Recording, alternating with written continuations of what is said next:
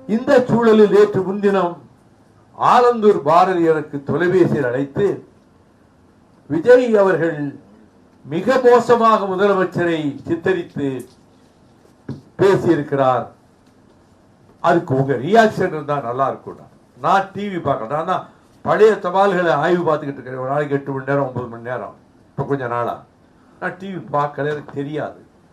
டிவியில் போட்டு பார்க்குறேன், விஜய் ஸ்டேட்மெண்ட் அதில் வரல. அதுக்கு பிறகு விஜய் ஸ்டேட்மெண்ட்டை இங்கிலீஷ் ஹிண்டு எடுத்து போட்டு அதை நான் நெட்டில் பார்த்துட்டு அப்பவே நான் 8:30 மணிக்கு ஒரு அறிக்கை கொடுத்தேன்.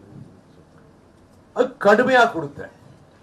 41 பேர் செத்து கிடக்காங்க, ஓடியாந்துட்டு திருச்சிலையும் தங்காம ஒரே ஓட்டமா மெட்ராஸுக்கு வந்துட்டு அது பிறகு பக்கமே போகாம அதை பற்றி ஒரு குற்ற உணர்ச்சி இல்லாம வருத்தப்படாம கையில ரூபா இருக்குன்னு சொல்லி நான் நிதி கொடுக்கிறேன், எல்லாம் என்னே பார்க்க வாங்க.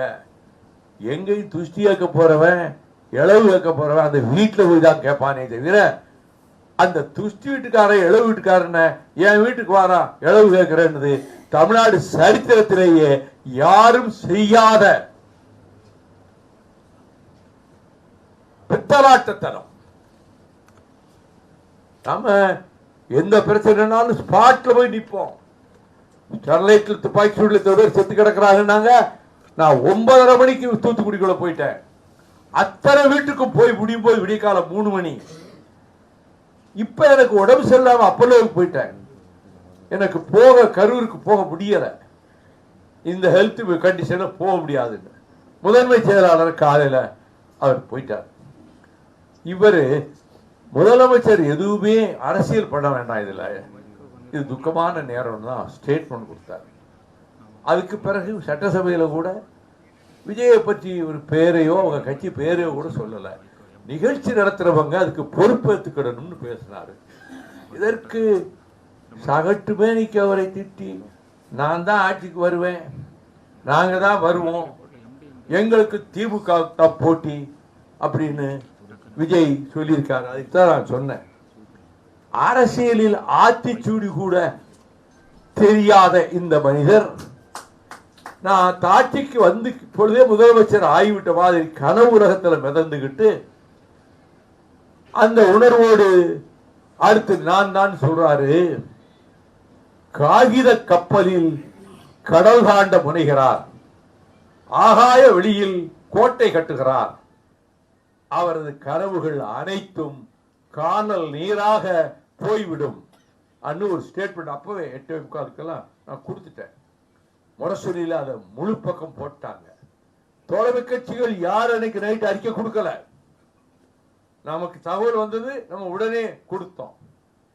இப்ப தகவல் சொன்னாங்க, நேற்று சாயங்காலம் ஏவாவேல் போன் பண்ணி இந்த வாக்காளர் பட்டியல் சீர்திருத்த பிரச்சனை இருக்க மோசடியான வேலை இது மத்திய அரசும் தேர்தல் ஆணையமும் சேர்ந்து கொண்டு நடத்துகின்ற சதி திட்டம்.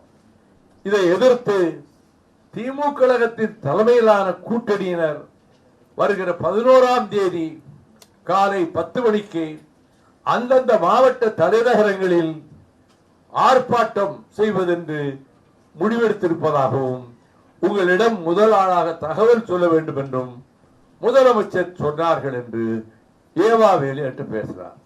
இப்ப தீர்மானத்தில் சேர்த்துட்டோம். நீங்க அந்தந்த மாவட்டத்தில் எவ்வளவு தோழர்களை திரட்ட முடியுமோ, நான் அதான் சொல்றேன், பணங்காசு உங்களால் நிறைய கொடுக்க முடியாது. இருக்கிற கட்சிக்காரங்களை எப்படி திருச்சி மாநாட்டுக்கு பழைய எழுச்சி பேரணியை ஞாபகப்படுத்துற மாதிரி வந்தாங்களோ அதுபோல எல்லா இடங்களையும் போனோம். விஜய் அவர்கள் மிக மோசமாக முதலமைச்சரை சித்தரித்து பேசியிருக்கிறார்.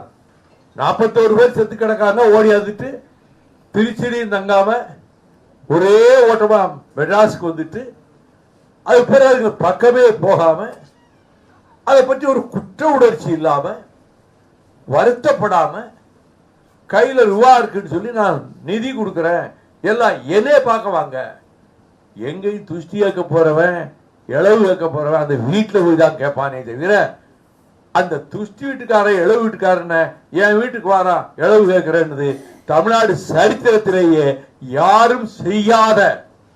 இதற்கு சகட்டு மேனிக்கு அவரை திட்டி, நான் தான் ஆட்சிக்கு வருவேன், நாங்க தான் வருவோம், எங்களுக்கு திமுக தான் போட்டி அப்படின்னு விஜய் சொல்லியிருக்காரு. அதுதான் நான் சொன்னேன், அரசியலில் ஆத்திச்சூடி கூட தெரியாத இந்த மனிதர் நான் ஆட்சிக்கு வந்து இப்பொழுதே முதலமைச்சர் ஆகிவிட்ட மாதிரி கனவு உலகத்துல மிதந்துகிட்டு